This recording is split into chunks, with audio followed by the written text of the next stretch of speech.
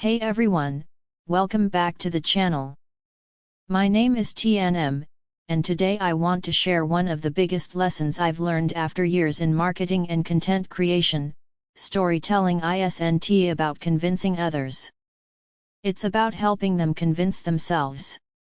Sounds like a nice quote, right? But it actually changed the way I do content and the way I drive sales through story. So in this video, I'm going to break down exactly what that means, how most people get storytelling wrong, and how to flip your brand stories so that your audience sees themselves in them, and acts. Let's dive in. 1. Why your stories aren't landing.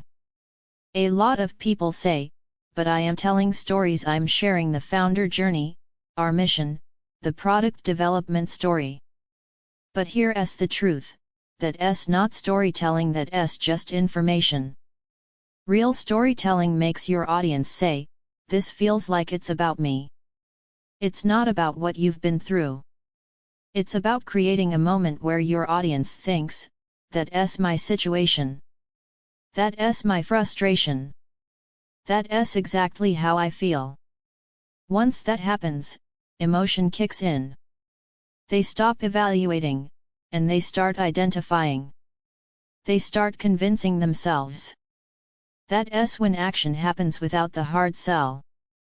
2. Great storytelling doesn't push, it reflects. Let me give you a real example. I once helped a client promote an online course. The original copy talked all about the course modules, the HD videos, the AI tools, used all the features. We launched it, and nothing happened. No one cared. No conversions. So I asked the client, when do your students usually decide to buy this course? He said, usually when they're stuck at work. They feel like they're falling behind. Like they're losing their edge.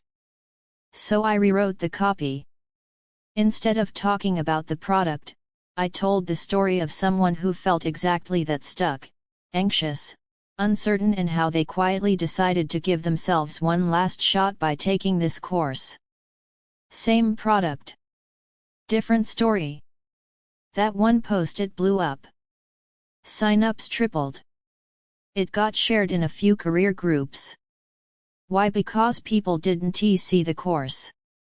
They saw themselves. That's the power of projection. 3. Your audience should be the main character, not your brand. These days, whenever I write a story-driven piece, I follow a simple principle: don't design a brand timeline. Design an emotional journey. Most brand stories are like, we started here, we overcame this, now look how great we are. But your audience doesn't care about your past. They care about how your product fits into their current reality. So when I write, I ask myself 3 questions. Does this main character feel like my audience? Is the situation something my audience is silently struggling with? Is the ending something they secretly want but haven't said out loud? If I can check all 3, I know the story has the power to convert. 4. The best sales happen when people convince themselves. Here's something no one tells you: most people don't buy because you convinced them. They buy because your story activated something they already felt. They already wanted to change. Your story just gave them the push, the mirror, or the emotional permission. That's when people take action on their own. They seek you out. They send DMs. They click buy. All because they saw themselves in your story. No pushing. Just resonance. 5. Want to learn how to write stories like this? If you're a creator, coach, brand builder, or just someone trying to make your product resonate on a human level, I've put together a set of resources that cover everything I've learned about story-based marketing, including templates, structures, emotional hooks, and examples that actually convert. You can check it out right here, tmtm.gumroad.com. Whether you're building a course, writing sales pages, creating reels, or just struggling with messaging, this toolkit will help.